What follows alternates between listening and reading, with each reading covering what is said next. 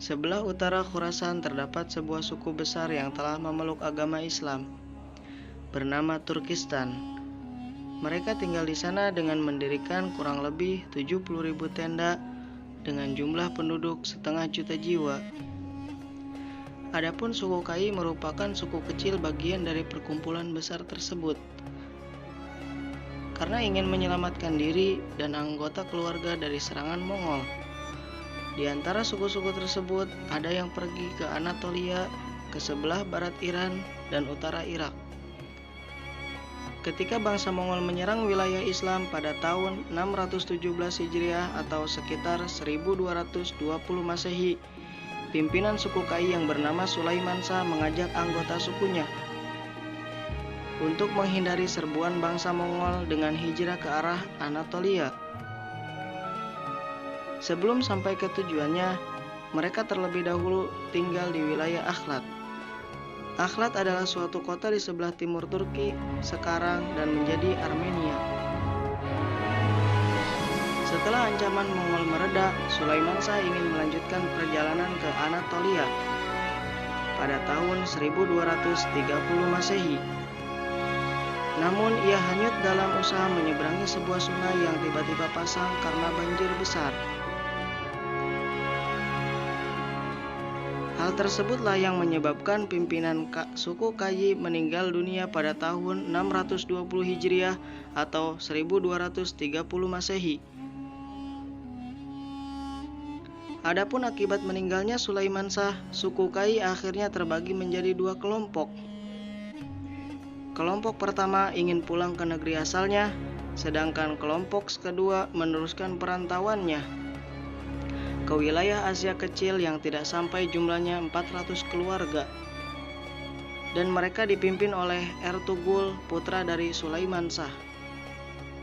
Kemudian, ketika Ertugul sampai ke Anatolia bersama anggota sukunya, ia dan kelompoknya bergabung dan berbaiat pada Sultan Ala ad-Din II dari Saljuk Rum, yang pemerintahannya berpusat di Konya, Anatolia, Asia Kecil. Pada waktu itu, bangsa Saljuk sedang berperang dengan Romawi. Melihat bahayanya bangsa Romawi yang mempunyai kekuasaan besar di Romawi Timur atau Bizantium, maka Ertugul dan kelompoknya yang tergabung di bawah kekuasaan Saljuk ikut serta dalam peperangan. Dengan adanya tambahan pasukan baru dari saudara sebangsanya, pasukan Saljuk menang atas pasukan Romawi. Kemenangan tersebut membuat Sultan bergembira. Adapun kegembiraan tersebut dibuktikan dengan memberi Ertugul hadiah berupa wilayah yang berbatasan dengan Bizantium. Setiap kemenangan, Sultan selalu memberikan kepada Turki Utsmani tanah dan juga diberikan harta dengan jumlah yang besar, dan wilayahnya diberi gelar dengan Muqaddimat As-Sultan karena selalu berada di barisan terdepan setiap pertempuran. Kepercayaan Sultan kepada kelompok suku Kai terus berlangsung sampai kepada anaknya Ertugul.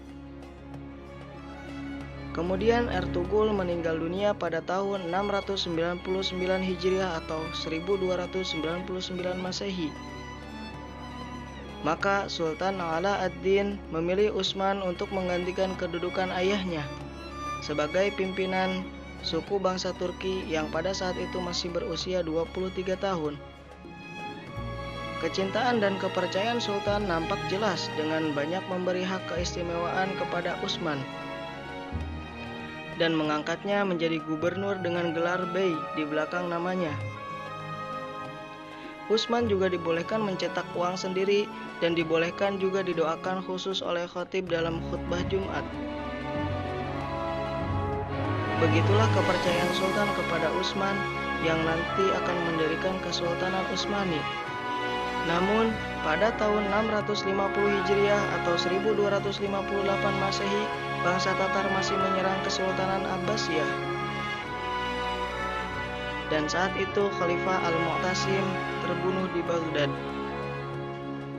Akibatnya, Kesultanan Abbasiyah yang berdiri dan melayani lebih dari 5 abad sebagai pilar peradaban Islam hancur. Saat Kesultanan Abbasiyah tumbang, pada abad itu Islam tidak memiliki persatuan dan daulah yang besar untuk melindungi wilayah-wilayahnya.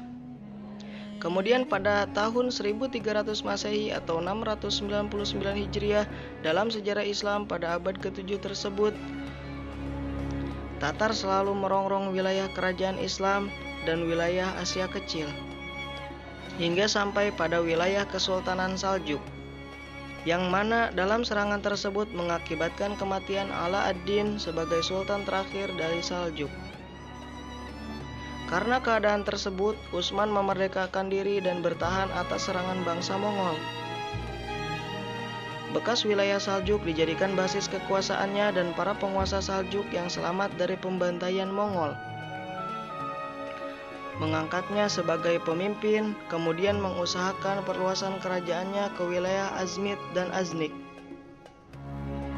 Namun, mereka tidak cukup kuat untuk perluasan tersebut. Akhirnya kembali ke kota dan mulai untuk mengatur strategi. Jadi, seperti itulah asal muasal berdirinya Kesultanan Utsmani pada tahun 700 Hijriah atau 1300 Masehi. Kemudian namanya dinisbatkan sebagai nama suatu kesultanan yang besar dan poros kekuatan umat Islam pada saat itu. Ia menjadikan syariat sebagai landasan hukum Kesultanan Utsmani. Artinya, hubungan Kesultanan Utsmani dengan Islam sangat erat sekali. Kesultanan Utsmani sangat menjunjung tinggi syariah Islam dan ulama. Oleh karena itu, Utsman selalu bermusyawarah dengan ulama mengenai masalah syariah dan perkara-perkara sultan. Bukan hanya sekadar itu, Utsman juga sangat dekat dengan ulama. Bukti kedekatan tersebut, seorang ulama sufi yang bernama Syekh Udabali menikahkan putrinya dengan Utsman Al-Ghazi. Adapun pandangan Utsman terhadap kepemimpinan tergambar di dalam wasiat-wasiatnya. Adapun beberapa wasiat Utsman yang paling urgen terhadap kemajuan adalah: pertama, ketahuilah wahai anakku, sesungguhnya menyebarkan agama Islam, menunjuki jalan hidayah Islam kepada manusia dan menjaga keperluan beserta harta-harta kaum muslim merupakan suatu amanah di pundakmu, dan Allah akan meminta pertanggungjawaban atas semua itu. Kedua, wahai anakku, jangan engkau disibukkan dengan sesuatu yang tidak diperintahkan Allah Subhanahu wa Ta'ala, dan apabila engkau mendapatkan suatu hukum yang membingungkan, maka hendaklah bermusyawarah dengan para ulama, dan janganlah engkau menjauhi mereka. Ketiga, ketahuilah wahai anakku, sesungguhnya jalan kita di dunia ini satu, yaitu jalan menuju Allah, dan tujuan kita menyebarkan agama Allah. Kita bukanlah orang yang mencari kekuasaan dunia. Keempat, wasiatku kepada anak-anak keturunanku dan juga sahabat-sahabatku, tegakkanlah agama Islam dengan selalu berjihad fi sabilillah. Pegang eratlah bendera Islam dengan setinggi-tingginya dengan kesempurnaan jihad. Selalulah berkhidmah kepada Islam, karena Allah mempekerjakan hamba yang lemah seperti saya ini untuk fat. Berangkatlah dengan kalimat tauhid ke seluruh penjuru dunia dengan kesungguhan kalian dalam jihad fi sabilillah. Barang siapa yang menyeleweng dari keturunan-keturunanku dari kebenaran dan keadilan, maka haram baginya pertolongan Rasulullah pada yaumul mahsyar. Kelima, wahai anakku, kita bukanlah orang yang berperang demi menuruti hawa nafsu kekuasaan. Akan tetapi, kita hidup demi Islam dan karena Islam kita mati. Kuat dan majunya Kesultanan Utsmani tidak lepas dari wasiat pendirinya yang dijadikan oleh para penerusnya sebagai tonggak dan dasar pemerintahan. Setelah Utsman meninggal pada tahun 727 Hijriah, keturunan-keturunannya melanjutkan jihad ke Bizantium, dan Kesultanan Utsmani meraih banyak kemenangan sehingga berhasil membuka fath di wilayah Eropa pada saat itu. Kemudian puncak kemenangan dan keberhasilan itu ketika dibukanya Fat atau Konstantinopel pada tahun 857 Hijriah di bawah komando seorang pemuda yang berumur 22 tahun yaitu Muhammad Al-Fatih. Dan ia merubah nama kota Konstantinopel menjadi Istanbul atau kemunculan Islam.